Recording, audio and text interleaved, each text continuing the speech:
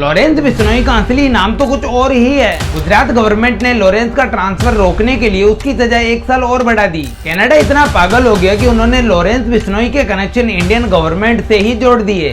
Lawrence Bishnoi पर jail में हर साल 30 से 40 लाख रुपए खर्च किए जाते हैं। सलमान खान ने लॉरेंस बिश्नोई की रेस्पॉन्सिबिलिटी को एक कंस्पिरेसी बता दिया। एनआईए ने बताया कि लॉरेंस बिश्नोई और गोल्डी ब्रा के कनेक्शन प्रो खालिस्तानियों के साथ में हैं। पिछले कुछ दिनों में आपने लॉरेंस बिश्नोई का नाम बहुत ज्यादा सुना होगा, चाहे बाबा सिद्दीकी के मर्डर में हो या फिर सलमान खान को धमकी देने में हो या फिर कनाडा के खालिस्तानी टेररिस्ट को मारने के बारे में हो। घूम फिरकर सारी बात लॉरेंस बिश्नोई पर ही आती है। लेकिन लॉरेंस बिश्नोई आखिर कितना बड़ा गैंगस्टर है? ये गैंगस्टर बना कैसे? आखिर सलमान खान और लॉरेंस बिश्नोई की पूरी स्टोरी क्या है? क्या लॉरेंस बिश्नोई सच में कनाडा की खालिस्तानी टेररिस्ट को मार रहा है या फिर लॉरेंस बिश्नोई खुद ही प्रो खालिस्तानियों के साथ में मिला हुआ है? आइए जानते हैं लॉरेंस बिश्नोई की पूरी सच्चाई। लॉरेंस बिश्नोई के गैंगस्टर बनने की शुरुआत हुई थी 12 फरवरी 1993 को, जब वो पैदा हुए थे। लॉरेंस बिश्नोई का रियल नेम था बाल्कन ब्रार। बाद में स्कूल टाइम में उन्होंने ब्रिटिश एजुकेशनिस्ट हेनरी लॉरेंस से इंस्पायर होकर अपना नाम लॉरेंस बिश्नोई रख लिया। पंजाब में इनका जन्म हुआ था और इनके पापा हरियाणा पुलिस के कांस्टेबल थे। मतलब लॉरेंस बिश्नोई कोई फिल्मों की तरह गरीबी में पैदा नहीं हुए थे कि बाद में जाकर गैंगस्टर बन गए। ये शुरुआत से ही अमीर थे। 2011 में लॉरेंस बिश्नोई पंजाब यूनिवर्सिटी में पढ़ते हुए स्टूडेंट पॉलिटिक्स के अंदर इन्वॉल्व हो गए। इसी टाइम यूनिवर्सिटी में लॉरेंस बिश्नोई ने गोल्डी ब्रार के साथ संबंध बनाए। फिर ये दोनों साथ मिलकर कॉलेज के अंदर क्रिमिनल एक्टिविटी के अंदर शामिल हो गए। 2012 में जाकर लॉरेंस बिश्नोई पर अटेम्प्ट टू मर्डर और रॉबरी के लिए सबसे पहली एफआईआर दर्ज हुई। अगले कुछ सालों के अंदर एफआईआर बढ़ती गई और सिर्फ चंडीगढ़ के अंदर लॉरेंस बिश्नोई पर 7 एफआईआर दर्ज हो गई, जिसकी वजह से लॉरेंस बिश्नोई को जेल में जाना पड़ा। लेकिन जेल में रहते हुए लॉरेंस बिश्नोई ने दूसरे क्रिमिनल के साथ में कम्युनिकेशन बनाया। जेल से निकलने के बाद में लॉरेंस बिश्नोई ने हथियार डीलरों के साथ में संपर्क बनाए और अपने गैंगस्टर धंधे को और आगे बढ़ाया।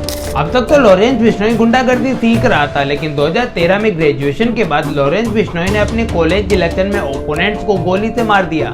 लॉरेंस बिश्नोई गुंडों के साथ फाइट करके तो पुलिस से बच जाता था, लेकिन 2014 के अंदर जब पुलिस से फाइट हुई तो लॉरेंस बिश्नोई को जेल में जाना पड़ा। इस टाइम लॉरेंस बिश्नोई बार बार जेल में जाता, फिर जेल से बाहर निकल जाता, फिर जेल में जाता, फिर जेल से बाहर निकल जाता, यही चल रहा था। अब तक तो लॉरेंस बिश्नोई छोटी मोटी जेलों में जा रहा था, लेकिन साल 2021 के अंदर लॉरेंस बिश्नोई को तिहाड़ जेल के अंदर डाल दिया गया। फिर साल 2023 के अंदर लॉरेंस बिश्नोई को बड़ी जेल के अंदर डाला गया, जब गुजरात एंटी टेररिस्ट स्क्वाड ने ड्रग स्मगलिंग के आरोप में लॉरेंस बिश्नोई को highly security ward Sabarmati central jail में डाल दिया। गुजरात गवर्नमेंट ने लॉरेंस बिश्नोई की ट्रांसफर को रोकने के लिए सीआरपीसी 268 लगाकर लॉरेंस बिश्नोई की सजा अगस्त 2025 तक बढ़ा दी, क्योंकि कुछ इंटेलेक्चुअल का मानना है कि गवर्नमेंट लॉरेंस बिश्नोई को एनकाउंटर से बचाने के लिए ये सब कर रही है। फिलहाल 31 साल के लॉरेंस बिश्नोई पर 20 मेजर क्राइम जैसे मर्डर और एक्सटॉर्शन के आरोप लगे हुए हैं। लॉरेंस बिश्नोई को कुछ लोग देशभक्त मानते हैं, लेकिन एनआईए की रिपोर्ट तो कुछ और ही कहती है।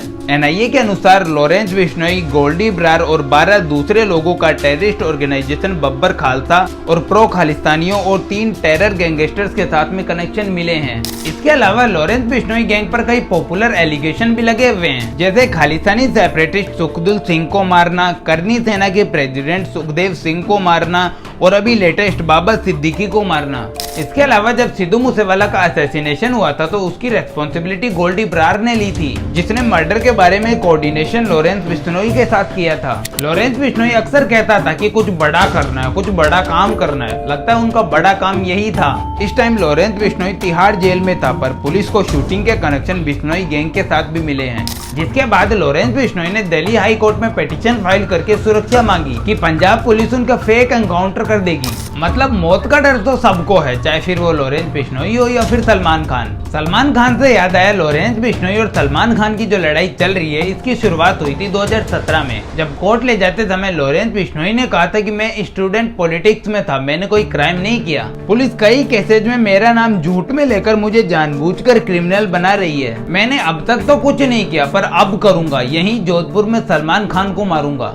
लॉरेंस बिश्नोई सलमान खान को क्यों मारना चाहता है ये तो आपको पता ही होगा। जब 1998 के अंदर सलमान खान ने राजस्थान में एक काले हिरण को मार दिया था, जिसके बाद सलमान खान पर कई केसेज हुए पर वो हर बार जेल जाने से बच जाते थे, जिस वजह से बिश्नोई कम्युनिटी भी काफी निराश थी क्योंकि उन्हें जस्टिस नहीं मिल रहा था। क्योंकि काला हिरण बिश्नोई कम्युनिटी के फाउंडर गुरु जम्बेश्वर की अभिव्यक्ति माना जाता है, इसलिए लॉरेंस बिश्नोई सलमान खान से उस काले हिरण का बदला लेना चाहता है। लॉरेंस बिश्नोई जोर देकर कहता है कि सलमान खान को बीकानेर के पवित्र स्थल में जाकर उस काले हिरण की हत्या के लिए माफी मांगनी चाहिए, तब तो लॉरेंस बिश्नोई सलमान खान को माफ कर देगा। बिश्नोई समाज के धार्मिक नेता का भी यही कहना है कि सलमान खान ने एक जघन्य अपराध किया है, उन्हें हमारे बीच आकर माफी मांगनी चाहिए। लेकिन सलमान खान भी कहां माफी मांगने वाले हैं, जिस वजह से ये लड़ाई चलती जा रही है और सलमान खान के क्लोज एसोसिएट मरते जा रहे हैं। सबसे पहले 2018 में लॉरेंस बिश्नोई ने संपत नेहरा के साथ मिलकर सलमान खान पर अटैक करने की कोशिश की।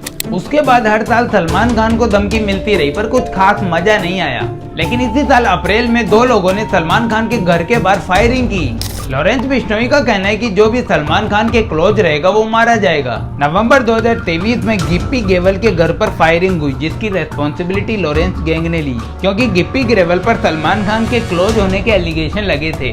फिर रिसेंटली सलमान खान के दोस्त और एनसीपी के लीडर बाबा सिद्दीकी शूटिंग के अंदर मारे गए, जिसकी रेस्पॉन्सिबिलिटी बिश्नोई गैंग ने ली और अब सलमान खान को भी दैट थ्रेट मिल रहे हैं। लेकिन अभी कुछ दिन पहले एक अजीब किस्सा हुआ जब लॉरेंस बिश्नोई गैंग ने सलमान खान के साथ मामला सेट करने के लिए 5 करोड़ रुपए मांगे। सलमान खान के करीबी सोर्सेज का कहना है कि लॉरेंस बिश्नोई का रेस्पॉन्सिबिलिटी लेना ये एक बड़ी कंस्पिरेसी हो सकती है। उनका कहना है कि ये सब ड्रामा किसी बड़ी साजिश को छुपाने के लिए किया जा रहा है। फिलहाल तो हालत ये है कि सलमान खान को अपनी सिक्योरिटी दुगनी तिगनी करनी पड़ी और उनको बिग बॉस की शो में जाते हुए भी डर लग रहा है। लेकिन लॉरेंस बिश्नोई गैंग से डर सिर्फ सलमान खान को ही नहीं लग रहा बल्कि कनाडा को भी लग रहा है। पिछले कुछ सालों में जो कनाडा के टेररिस्ट मारे जा रहे हैं, जैसे वो हरदीप सिंह निज्जर और भी कई हैं, उसके बाद कनाडा के गवर्नमेंट ऑफिशियल्स ने ये कह दिया है कि इंडियन गवर्नमेंट के एजेंट बिश्नोई गैंग के साथ मिलकर कैनेडियन सिटीजन्स को मार रहे हैं। कोई सेंस है इस बात का? मतलब कुछ भी। एक गैंगस्टर को और क्या चाहिए कि उसका नाम पूरे वर्ल्ड के अंदर फेमस हो जाए और कनाडा की गवर्नमेंट जानकर लॉरेंस बिश्नोई को पॉपुलर बना रही है। हालांकि इंडियन गवर्नमेंट ने कनाडा के एलिगेशन को बेसलेस बताकर रिजेक्ट कर दिया है। और मजे की बात तो यह है कनाडा के प्रेसिडेंट जस्टिन ट्रूडो के पास भी इंडिया के खिलाफ कोई प्रूफ नहीं है। मतलब बिना देखे गोली चला रहे हैं, निशाना लग जाए तो लग जाए वरना एलिगेशन तो अपन लगा ही रहे हैं। आज लॉरेंस बिश्नोई गैंग में 700 से भी ज्यादा मेंबर्स हैं जो नॉर्थ इंडिया और इंटरनेशनली ऑपरेट करते हैं। जेल में बंद होने के बावजूद लॉरेंस बिश्नोई अपने गैंग मेंबर्स के साथ मिलकर ये सब करता है। लॉरेंस बिश्नोई के कजन का कहना है कि बिश्नोई फैमिली लॉरेंस पर सिर्फ जेल में हर साल 30 से 35 लाख रुपए स्पेंड करती है। आज का ये वीडियो अगर आपको पसंद आया हो तो चैनल को सब्सक्राइब जरूर कीजिएगा। बाकी आपसे फिर नेक्स्ट वीडियो में मुलाकात होगी।